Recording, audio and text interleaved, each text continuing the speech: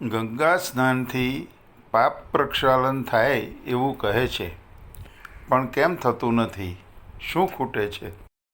જગન્નાથ પંડિત રચિત ગંગા લહરીના આ 24મા શ્લોકમાં માનવની સમસ્યાઓના ઉકેલનું ગહન દર્શન છે.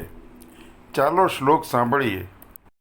અનાથ સ્નેહાર્દ્રામ વિગલિત ગતિ પુણ્યગતિદામ પતન વિશ્વોદ્ધર્ત્રીમ ગદ વિગલિત સિદ્ધભિષજમ સુધા સિંધુમ તૃષ્ણા કુલિત હૃદયો માતરમયમ શિશુ સંપ્રાપ્તસ્ત્વામ અહમિહ વિદદ્યઃ સમુચિતમ.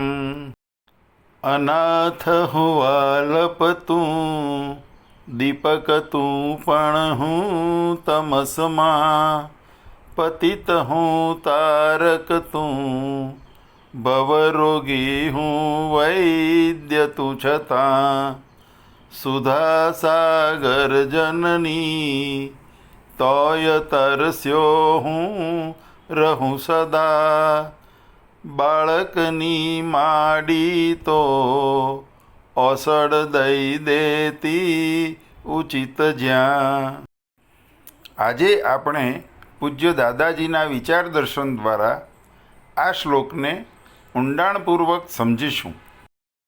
અનાથ સ્નેહાર્દ્રામ, ભાવથી ભીના ભગવાન સાથે હોવા છતાં, ભગવાન મારો સર્જક, માતા અને પિતા હોવા છતાં, સતત મને સંભાળતા હોવા છતાં હું નિરાધારની જેમ અન્યોના આધારે અનાથની જેમ લાચાર બન્યો છું. વિગલિત ગતિ પુણ્ય ગતિદામ, મારો ભગવાન ભોમ્યો સદગતિનો પથદર્શક હોવા છતાં હું દિશાહીન અને ગતિહીન છું. પતન વિશ્વોદ્ધર્ત્રીમ, મારી સાથે મહાન ઉદ્ધારક ભગવાન હોવા છતાં હું પતિત છું.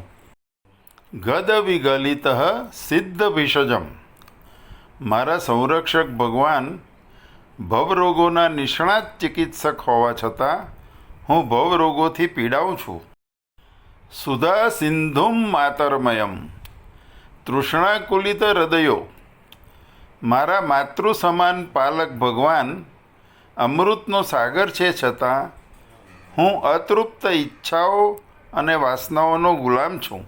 શિશુ સંપ્રાપ્તસ્ત્વામહમિહ વિદદ્યઃ સમુચિતમ, તારા બાળક તરીકેની લાયકાત પ્રાપ્ત કરું તો તું યોગ્ય કાળજી લેવાની જ છે. અર્થાત, હે મા જગદંબા, મને તારો બાળક થતાં ન આવડ્યું. મંદિરમાં પ્રભુની મૂર્તિ જોઈ બે ઘડી શાંત થાઉં છું, પણ તે જ પ્રભુ મારી અંદર મારી સાથે છે તે ભૂલીને પ્રભુને અમાન્ય એવી કુદૃષ્ટિ, કુવિચારો અને કુટેવોને મારા હૃદયમાં સ્થાન આપું છું. ગંગાના અમૃત નીર જેવા તારા પ્રેમ, સામીપ્ય અને સંબંધની ઉપેક્ષા અને અપમાન કરીને કુટેવો, કુદૃષ્ટિ અને કુવિચારો રૂપી ગટરના કાદવ જેવા ભોગોમાં ભૂંડની જેમ રચ્યો પચ્યો રહું છું. મારી અંદર પ્રભુ તું વસે છે. તમે મારા પરમ પૂજનીય અત્યંત નિકટના વડીલ છો તે જાણવા છતાં તમારી આજ્ઞા અવગણું છું. આ બતાવે છે કે હે પ્રભુ, હું આપથી વિમુખ થયો છું. આપણે દુનિયાની મોહક ચીજો, પૈસા, સત્તા, કીર્તિ, શક્તિ, બુદ્ધિના મદમાં તે બધાના સર્જક અને કુશળ કારીગર એવા આપણા પોતિકા હિતેચ્છુ પ્રભુને અવગણીએ તે જ સર્વ પાપોનું મૂળ અને બીજ છે. જેમ બાળકને બધું મળે પણ માનું સામીપ્ય ન મળે તો એને તૃપ્તિ અને આનંદ નથી, તે વિહવળ જ રહે છે. ચાલો આપણે પ્રભુની પ્રેમ ગંગાની ઓળખ દ્વારા પ્રભુનો નાતો સમજીએ. ભગવાન, આપે મને જન્મ આપ્યો, નાનાનો મોટો કર્યો, પાલક માતા પિતા આપ્યા, મારા શ્વાસ ચલાવો, અન્ન આપો, લોહી બનાવો, સુખ દુઃખમાં સાથે રહો. તમે મારા પરમોચ્ચ આત્મીય વડીલ છો. હું તમારો પ્રેમ યાદ રાખું, તમારા માટે મારા હૃદયમાં હરદમ કૃતજ્ઞ ભાવ રહે. હું તમારો છું અને તમારા લીધે છું આ યાદ રહે, તો તમારા દીકરાની લાયકાત મને મળે. હું તમારો દીકરો થાઉં અને અન્ય સહુ પણ તમારા છે તે જાણું, તો મારામાં આત્મગૌરવ અને પરસન્માન ખીલી ઉઠે. પ્રત્યેકમાં ભગવાન જોતાં મારી દૃષ્ટિ પવિત્ર બને, મારા સંકલ્પો ઉચ્ચ અને દૈવી બને. પ્રભુ, આપને સમર્પિત થવાની મને તાલાવેલી જાગે. આમ હું પ્રભુ આપનો થવા લાગું તો હવે મુજ અનાથને જગન્નાથ મળી જાય. જગન્નાથના સાન્નિધ્યથી હું આત્મવિશ્વાસસભર અને ભાવભીનો થઈને સૌને નિસ્વાર્થ પ્રેમ કરવા લાગું. પ્રભુના સાન્નિધ્ય અને સંબંધની પ્રેરણાથી મારા મન બુદ્ધિ પવિત્ર અને તેજસ્વી બનવા લાગે, જેથી સંકલ્પો અને ધ્યેય ઉચ્ચ અને દૈવી બનતા મારી પતિત ગતિની દિશા અસતથી સત તરફ થવા લાગે. મને ખાતરી થઈ છે, અનાથ એવો હું હવે સનાથ થયો છું. જગન્નાથ મને સંભાળે છે. હું પણ સ્નેહાર્દ્રા માં જગદંબાની જેમ સૌને માટે આત્મીય અને ભાવભીનો બનીશ. મુજ વિગલિત ગતિની દિશા અસત તરફથી બદલાઈને પુણ્ય સત તરફની થઈ છે. હવે હું અંધકારમાં ગમે ત્યાં ભટકીશ નહીં. પથદર્શક પ્રભુ મારી સાથે છે. પ્રભુ પ્રેમ, સામીપ્ય અને સંબંધની સ્મૃતિને લીધે મારા પતનનું કારણ એવી કુદૃષ્ટિ હવે શુભ બની છે. કુવિચારોનું સ્થાન સદવિચારોએ લીધું છે. કુટેવો ગઈ છે અને સત્કર્મોનો આરંભ થયો છે.